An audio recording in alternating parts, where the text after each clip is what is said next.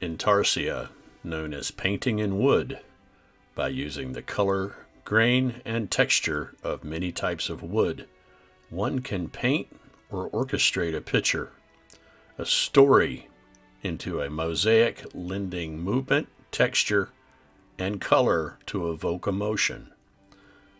This is a look into such a painting and the artist who created it. The second largest piece of its kind in the country. Please join us as we meet Joe Carr and his Intarsia.